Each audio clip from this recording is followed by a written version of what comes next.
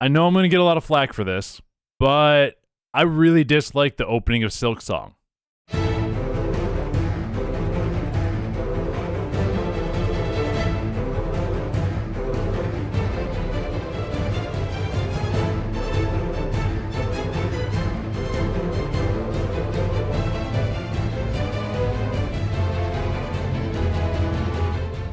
Before you leave that comment about, Silksong's great, I'm not arguing that it's not great, but I'm arguing the beginning could be better. So before you leave that comment, at least hear me out. Okay, so Silksong is a fantastic game. Its combat is fun with a good amount of challenge to it. The art style is fantastic. The world design and layout can get very confusing, and you can easily get lost, but in a good way. The boss designs that I've seen are great, even if some of them I don't like fighting or don't like the way they are. Here's looking at you, fourth chorus. And the story is simple, but simple is good. So if I'm singing the praises of Silksong right now, why do I dislike the first hour or so of it? I think navigating the world for the first hour or so is the worst part of Silksong, because the movement feels so slow in the beginning without the dash, sprint, or any other movement abilities. You just have your basic left and right movement, jumping and diving, and that's it for movement mechanics early on. When the game picks up, in my opinion, is when you get the dash and sprint ability. Just because of the speed you can move through the world after getting it, and the versatility it gives you in combat. I think that you should be given the dash ability before you get the Silk Spear ability. It just makes more sense to me to have an ability that can help you survive right away more than it does having an ability that does okay damage. It's good damage to smaller units, but I don't find myself using it all that often in boss fights. And I feel like they put the dash kind of far in, honestly. Like, not ridiculously far in where it kills the game, but, just like a little bit too far in. Like, I think you can get the dash in the original Hollow Knight quicker than you can in Silksong. Correct me in the comments if I'm wrong, because I know you will.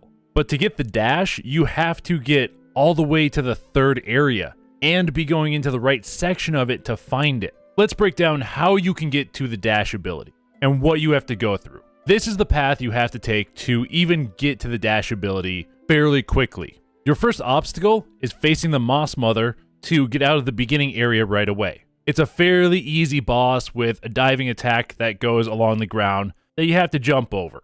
And they have a slam against the ceiling that drops rocks in like 3 areas, and then it'll drop enemies that will crawl along the ground to get in your way and hurt you if you touch them. Not a super hard boss. Your next obstacle is finding the Silk Spear upgrade, which is right here on the map. And this is where I think the dash ability should be instead of it. And you need the Silk Spear ability to be able to even get to the third area. And I'm going to be honest, both times I've played through this beginning, once on just like a casual playthrough, and one time for this video, this is where I spent most of my time because I forgot where it was and how to get there. Eventually I did get it, but it took me a bit longer than I really wanted it to. The Silk Spear upgrade basically gives you a decently powerful attack that uses your string resource, and it does okay damage. Or you can use it to clear out webs from areas. And like I said, to get to the third area, you need the Silk Spear to clear out the third obstacle, which is right here, and it is the Bellbeast. The Bellbeast is the second boss you'll need to face. Defeating it will open up the third area where the dash is. Using the Silk Spear on the webs that are holding it starts the boss fight. It's another fairly simple 2-phase boss fight, kind of just easing you into the game, I feel like. In both phases, the boss uses the same 3 moves. It will charge across the arena at you, which you have to jump over, and you can dive back and do a little bit of damage to it. Or it will jump in the air and try to body slam you, which you can kind of just walk out of the way and dodge, just by not being near the walls of the arena. And finally, it will pop up in an area of the arena and toss 2 bells in the air that bounce and roll and do damage to you if they hit. But you can basically just jump over them and be fine. Once you get to the second phase, it adds in a new hazard. Right when the phase begins, multiple bells drop from the ceiling as the Bellbeast kind of just rages out a little bit, and they bounce towards the edges of the arena. And if they hit you, they damage you.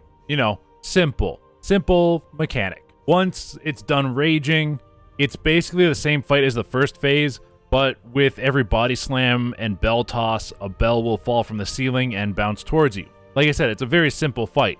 Once you're done there, there's one last major obstacle that you have to get through to get to the dash ability, and that's the ant arena. You could face the big soldier ant down here, but it's an avoidable fight at this point and better to be faced after getting the dash, I think. In the ant arena, that's right up here on the way to the dash ability, you face 4 waves of enemies. First is a small soldier ant with double slash and a throw weapon attack. Then it's 2, I'm calling them thorn-ass ants, that just move back and forth on the floor fairly quickly and will go and dig underground every now and then and pop up on the other side. The third wave is 2 flying ants that do a small dive attack. And the final wave is a small ant soldier and a flying ant at the same time. Then it's just a jog to the dash upgrade right here. It's not a horribly long, convoluted way to get to the dash ability, but I'm pretty sure it took me at least an hour and a half to 2 hours to find it on my first blind playthrough. And I honestly started getting frustrated looking for it so I could search for through different areas that you need the dash to get to. When I finally found it, I felt like the game really opened up a lot, and it just felt a lot better and was a lot more enjoyable to play. And since then, I have been enjoying my time with the game after that opening. And that's why, while I think Silksong, altogether as a product is fantastic, the opening hour-ish just kind of sucks.